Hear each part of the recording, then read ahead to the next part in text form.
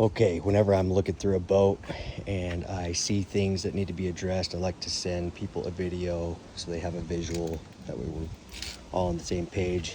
But it's also usually not good news. It means I found something. So with Mercruisers, the first thing I do is I inspect the gimbal housing, which this is considered the gimbal housing, okay? It consists of the U-joints. So from here, there's U-joints, they go to a drive shaft. That drive shaft goes into the engine and travels through a gimbal bearing. So U-joints, gimbal bearing, right? It also consists of the U-joint bellows, which is this kind of rubbery. So there's 3 different bellows in here. So U-joint bellows.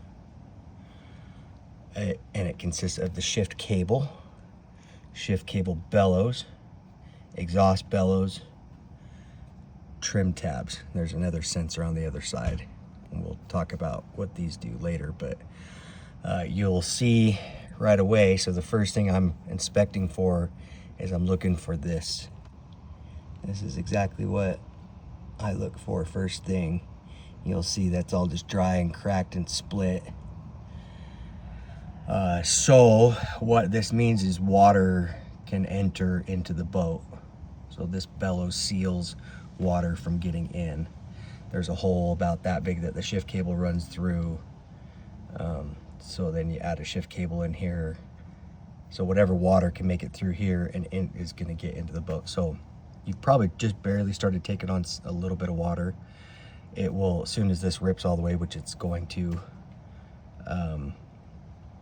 it'll be quite a bit. So it's not something you're going to be able to ignore, but the boat will be technically functional. You will take on water whether it's running or not, though. So that's just something to know. Okay, so let's just talk about what that looks like cost-wise, me versus another shop, that sort of thing. So if you call any other shop and tell them you need a new shift cable and shift cable bellows, they're probably going to quote you off the top, I'd guess, I don't know, the price is good. It used to be like $600. It's probably gone up since then, which to me is just absurd to do. I actually won't.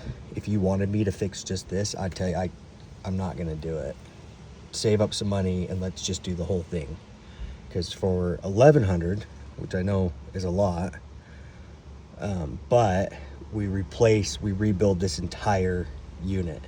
So again, we do new U-joints, new gimbal bearing, new trim senders, shift cable, all the bellows, align the engine. You just rebuild the whole thing.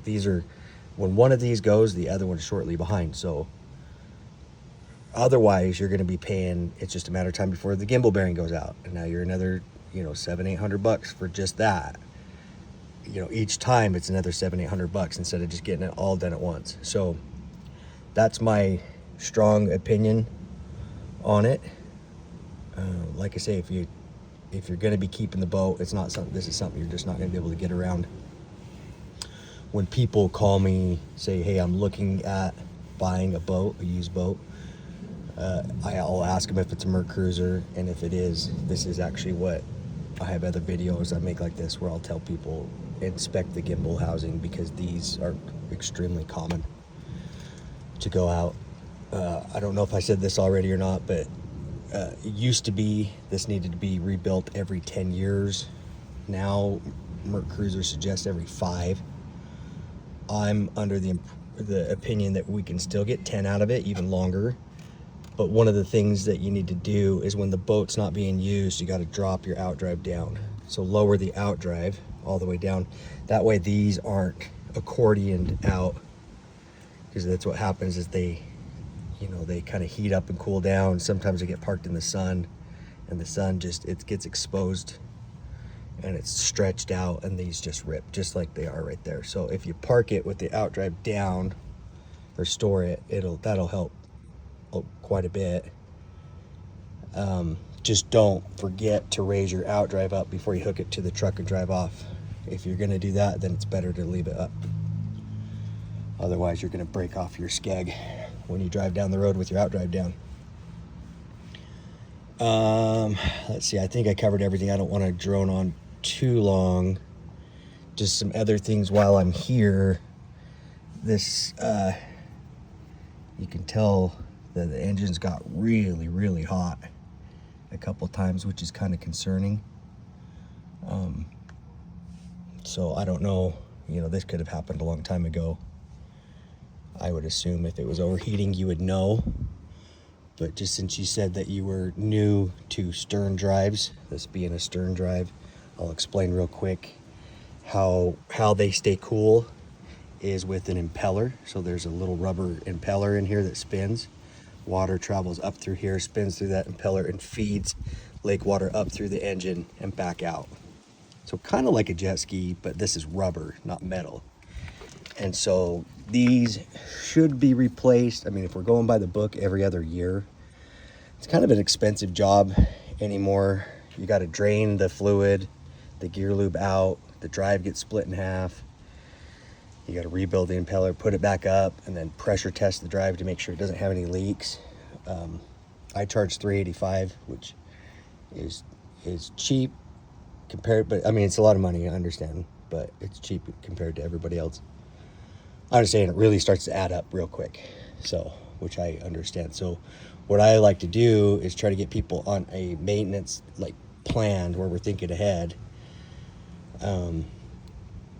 But this one is going to be painful, unfortunately. And if you wanted me to do it, I probably wouldn't be able to get it to it till like January if we scheduled it today. And even that, I'm booked up pretty good. So anyway, I won't go on too long. That way this video sends. And if I find anything else, I'll let you know.